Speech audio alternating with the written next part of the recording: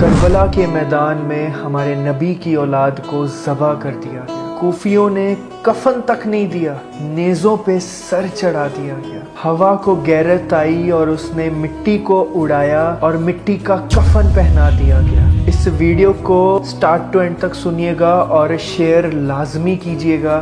یہ کربلا کا واقعہ ہے۔ ہمارے نبی کا گھرانہ سب سے اونچا گھرانہ صلی اللہ علیہ وسلم، 72 لوگ تھے اور ان کے سامنے تھی 5000 کی فوج۔ جان بچانے کے لیے کلمہ کفر جائز تھا، لیکن ایک وقت وہ ہوتا ہے جان دینا جان بچانے سے زیادہ امپورٹنٹ ہو جاتا ہے۔ تو مولا حسین علیہ السلام اجمعین نے کہا کہ آج رات کی مہلت دے دو، اور سامنے جو لشکر تھا انہوں نے سمجھا شاید کل یہ صلح کریں گے، کیونکہ جمعرات کا وقت تھا۔ تو شام ہوئی، عصر ہوئی، تو خیمے کے باہر بیٹھے تھے امام حسین علیہ السلام اور آپ کو نیند آ گئی۔ تو آنکھ کھلی آپ کی تو آپ ہنسنے لگ گئے، اور حضرت زینب نے ان سے پوچھا کہ بھائی یہ ہنسنے کا وقت ہے؟ تو کہنے لگے بہن اللہ کے نبی خواب میں آئے ہیں اور انہوں نے کہا ہے بیٹا میں تمہیں لینے آ رہا ہوں۔ آپ سوچئے کہ جن کو لینے کے لیے خود نبی کریم صلی اللہ علیہ وسلم آئے،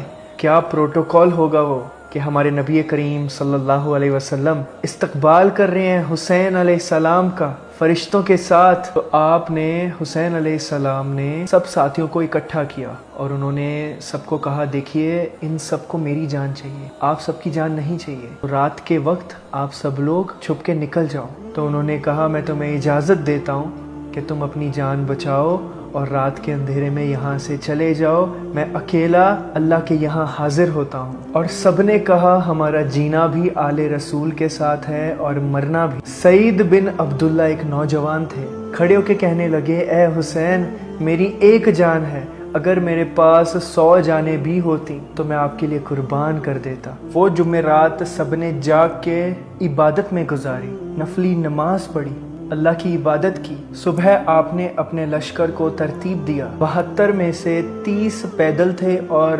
42 گھوڑ سوار تھے 42، اور ان کے سامنے تھا 5000 کا لشکر۔ آپ نے رائٹ سائیڈ کا جھنڈا دیا زہیر کو اور لیفٹ سائیڈ کا جھنڈا دیا حبیب کو، اور درمیان کا جو جھنڈا دیا آپ نے وہ دیا اپنے بھائی عباس کو، عباس علمدار۔